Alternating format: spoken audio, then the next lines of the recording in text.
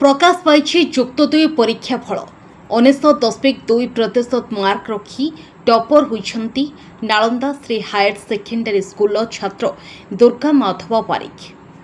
Durga Madhab Nalanda Shri higher secondary school रे पाठ पढ़ुवा बेले बापा जड़े घरे स्कूल शिक्षक चलित वर्ष युक्त दुई परीक्षा मोट 600 मार्क रू 596 मार्क रखी गंजाम जिला टॉपर होइछंती, जहाको ने स्कूल कर्तृपक्ष एवं परिवार वर्ग बहुत खुशी रही।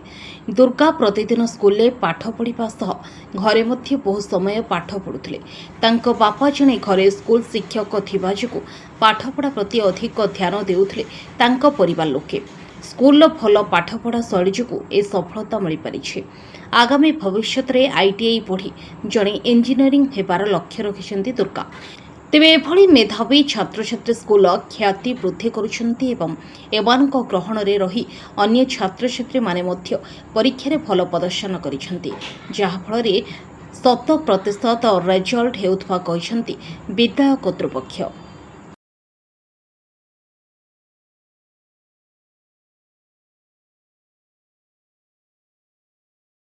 596 मार्क आसी बहुत खुशी अच्छी। मु आशा रखी 590 आस 596 आसला बहुत खुशी अच्छी। यही सफलतार श्रेय मु भगवान देव चाहूँगी। या सहित मो परिवार लोक कॉलेज सबकि आम पचर लगी ये सफलता कॉलेज स्ट्रिक्ट करिकुलम जो हो पार्टी।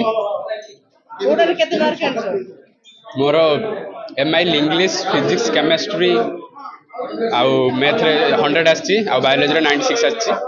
भविष्य में मुझे बीटेक आईआईटी जावाई चाहिए। केते घंटा परिश्रम करथिले 6 ରୁ 7 घंटा पढ़ले हो, कारण केते अधिक समय पढ़ा सीटा नुहे। जिते समय पढ़ो भल भाव पढ़ले ही सफलता हो पार। निज गोटे लक्ष्य स्थिर करी पूरण करने चेष्टा कले आम सफल कर। ए वर्ष आमर दुर्गा माधव बारिक कॉलेज ना को समग्र ओडिशा रे टॉपर कर पारिछि। दुर्गा माधव बारिक 600 ରୁ 596 मार्क रखी समग्र ओडिशा रे टॉपर हो पारिछि। आमर बहुत खुशी अच्छु सब स्टाफ एवं पिला माने मध्य एवं कॉलेज को जेहेतु दुर्गा आज टॉपर करिछि उच्च स्थान रे पहुंची तेणु बहुत खुशी अच्छु।